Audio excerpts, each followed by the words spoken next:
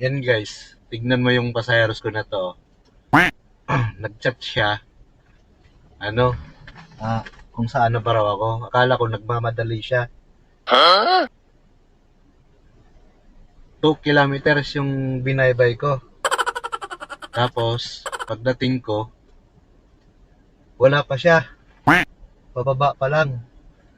Pababa pa lang, nasa elevator pa lang daw siya. Anak ka ng Diba? pu. Tignan nyo guys. Pagagalitan ko to. Kakainin ko ng galit to. Dahil na. A few moments later.